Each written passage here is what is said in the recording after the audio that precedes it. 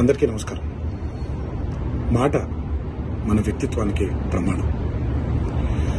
రాజకీయాల్లో విమర్శలు ప్రతి విమర్శలు చాలా సర్వసాధారణం. ఆ విమర్శలు ప్రతి విమర్శలు ప్రజా సమస్యల మీద జరగాలి, కానీ వ్యక్తిగత దూషణలు లేదా వ్యక్తిగత విమర్శలు ఉండకూడదు. నిన్న ఒక సంఘటన నా మనసును కలిచివేసింది. ఎప్పుడైతే మనం ప్రజా సమస్యల్ని పక్కన పెట్టి వ్యక్తిగత దూషణలకి దిగుతున్నాము, ముఖ్యంగా పురుష పదజాలంతో మాట్లాడుతున్నాము, అది ఒక అరాచక పరిపాలనకు నాంది పలుకుతుంది.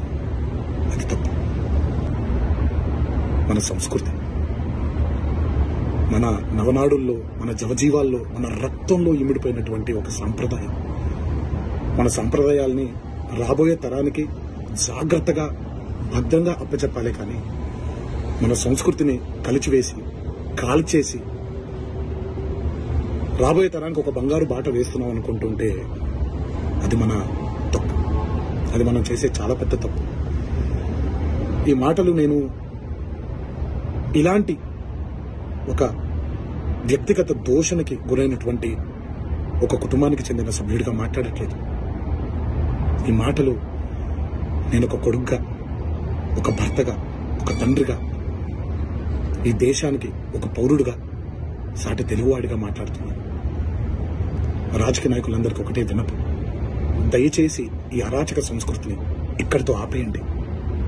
ప్రజా సమస్యల మీద పోరాడండి.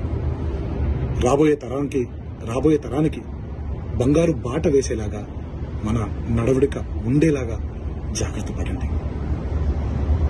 ఇది నా విన్నపం మాత్రమే.